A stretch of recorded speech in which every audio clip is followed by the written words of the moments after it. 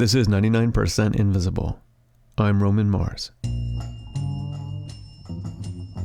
On a Friday evening in the summer of 2011, Los Angeles resident Brent Green was driving home from work. He was coming from a job site and took a route he doesn't usually take to get to his neighborhood. And I might not have come this way. I mean, I'm glad I did, because when I saw this, I knew that it was a problem, and I got out of my car. What did you see? That's our producer, Sam Greenspan. He met with Brent in Los Angeles. I saw about 25 to 30 guys with heavy equipment, all wearing orange jumpsuits. They had backhoes, they had trenching machines. I mean, like large tractor material. They were like stuff that you can't just like ignore. You and I might not think there's anything weird about a bunch of guys doing work on a freeway berm, but Brent took one look and thought, well, this all seems kind of fishy. For starters, it seemed late for a city work crew to be doing landscaping. And I said, that's odd. It's almost 7 o'clock. They're not even out here at 7 o'clock. So what are they doing? They got to be up to something. The crew was manicuring some trees in a fenced-off piece of land next to a freeway in what had long been a low-income neighborhood. It's a patch of land that never gets landscaped. The only reason the trees were there was because about 40 years ago, some birds flew over and pooped out fertilized seeds, and no one ever touched them. It's not like they're just cleaning the tree up to make it look better on the freeway. Look at all the rest of them. They all look like crap. And that's when Brent put it together. A work crew doing an after-hours landscaping job in an area where they never do any work. To Brent, this meant one thing.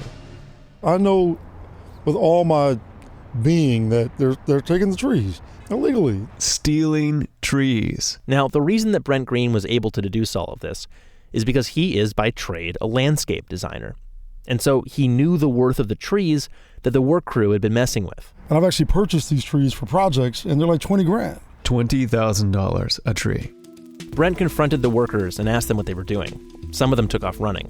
Later, a woman who lives on that street came down from her apartment, and Brent asked her if she knew what was going on. She said, honey, baby, they didn't just take that one. They took like 6 other ones. They took 2 over there, 4 over there. They've been here all week. I'm like, really? Then I called the police. This is not the first case of palm theft. Palm rustling has been reported in Texas and San Diego. It even gets a mention in Susan Orlean's book, The Orchid Thief. And to understand why someone would want to steal a palm tree, we need to really understand their value, which has a lot to do with the space they occupy in our collective imagination. And for that, we need to talk to this guy. My name is Jared Farmer. I am the author of Trees in Paradise, A California History. In his book, Jared Farmer traces the history of the Golden State through 4 kinds of trees, one of them being the palm. The others are the redwood, the citrus, and the eucalypt. Though we should get this out of the way first, a palm tree isn't really a tree. It's actually not a tree. It's kind of like grass. It's like a super grass. It's like hundreds or thousands of these like long blades of grass and in a sense like fused together. Palm trees don't make bark or branches. If you cut them down, you won't find any rings in the trunk. All their roots grow in a compact root ball, making them easier to steal than, say, like an oak tree, which has an expansive underground root network. And as far as trees go, we don't plant palms for any of the normal reasons we want other trees around. It's not for the shade. It's not for climbing. You can't really climb a palm tree very well. They cast precious little shade. Palm trees, it seems, do something else. They're evocative. They're transportative. They inspire us to dream big. It's about image and beauty and fashion and design and sometimes about architecture. Palms, especially urban palms in places like Los Angeles, are planted less for what they do than what they mean, or rather what they mean is what they do. If you trace the history of what palm trees have symbolized in the Western imagination, as Jared Farmer has, you start to get the idea that palm trees have always been about evoking a spirit of elsewhere. Even 200 years ago, palm trees were planted in California by the Spanish as a way of signifying on the Holy Land. Orthodox Christianity and Roman Catholicism often demands actually having fronds, and that's the original reason the Spanish in California grew palm trees, is to have palms for Palm Sunday. So palm trees were around by the time that California became a state in 1850. And around that same time, there was a trend in art and literature of what we now call Orientalism, a kind of fascination with the East.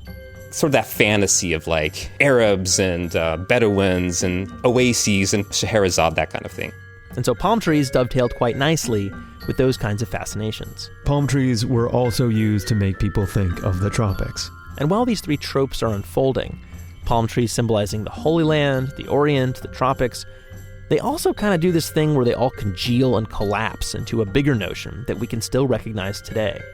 Palm trees as a symbol for luxury and leisure. So by like 1900, if you went to, say, San Francisco to Union Square, or if you went to Manhattan or to Paris or to London or any world city in the West, you would find a palm court in the hotel.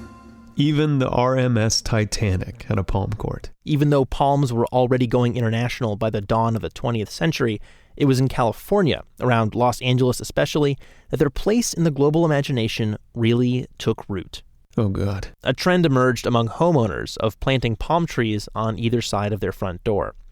At first, this was only a thing that wealthy people did. But at some point, you're not rich. You just have a little starter bungalow in LA, but like you got palm trees too.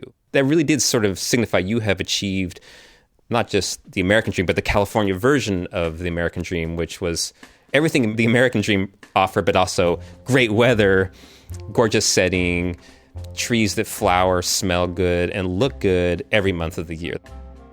And while this trend is taking off, something happens in the rich suburbs outside of LA.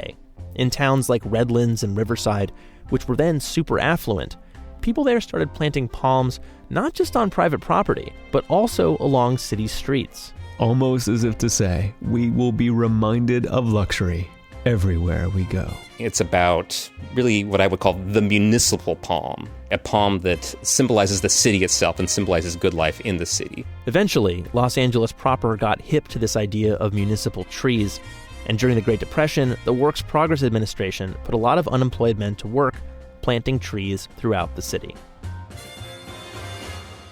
There are more than 2,500 species of palm tree, but as palm trees flourished in California, there's one particular species that stood out. The Canary Island date palm, or Phoenix canariensis. Yeah, that is probably the most spectacular palm in the world, I want to say, in terms of the number of fronds, the width of the fronds, and it has a kind of bumpy, cross-hatched trunk from when the fronds detach. The Phoenix canariensis is so stately and majestic that it was used as the symbol of California boosterism at the turn of the century.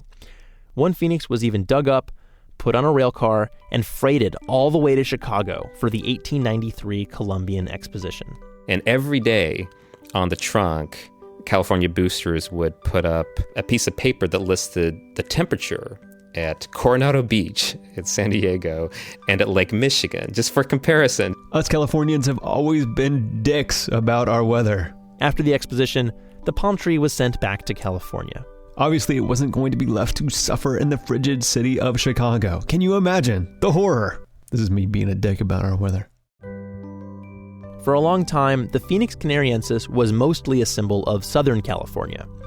But eventually, especially by the 1990s, they were also in hot demand up north in the Bay Area. And since a Phoenix canariensis takes 50 to 60 years to mature, tree nurseries couldn't keep up with the demand. You just can't manufacture more 50-year-old palm trees. So there are people called palm brokers. They go to older residential neighborhoods where people have like a little bungalow. They're like the third generation in that bungalow. They now have this, 80-foot palm tree. They might have some sentimental attachment to it, but it's actually not doing much for them. And someone offers them a few $100s for it, and they'll take it off their hands. And many people take that opportunity, especially in a time of recession.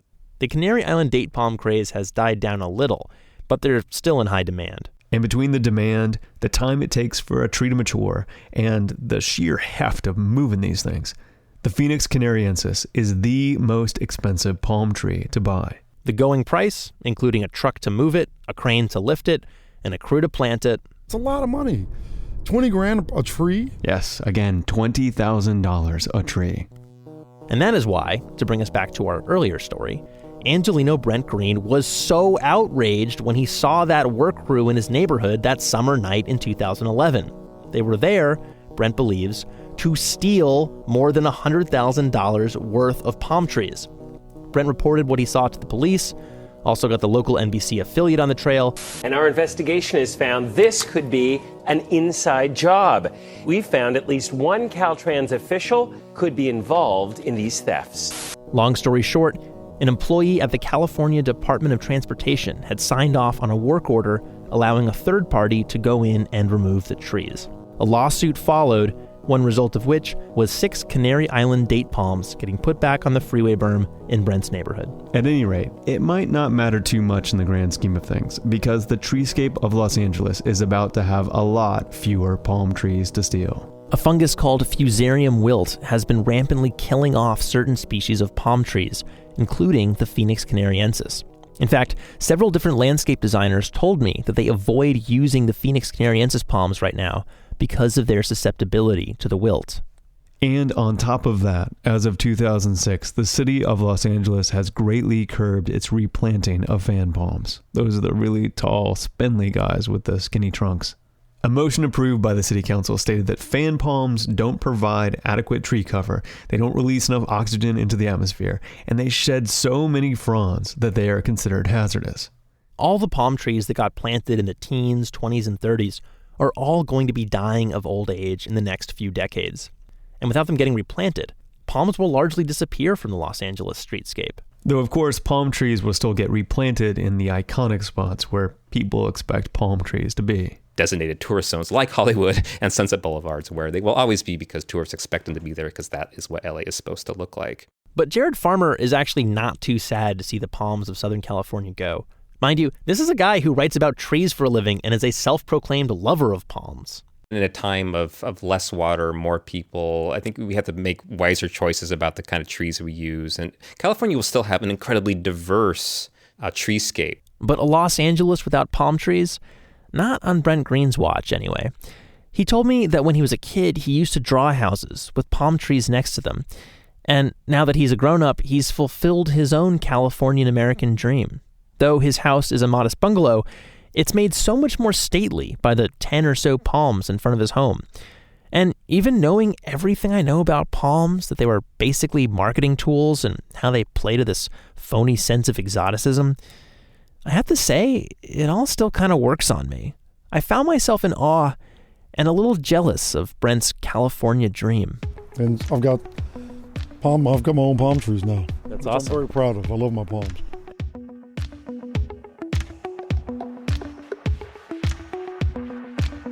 "99% Invisible" was produced this week by Sam Greenspan with Katie Mingle, Avery Trufelman, and me, Roman Mars.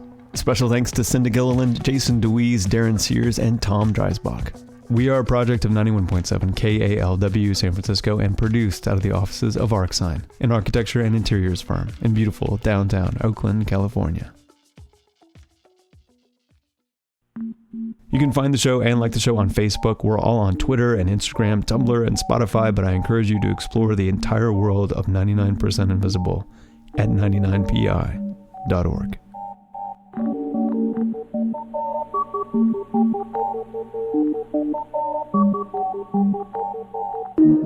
Radiotopia.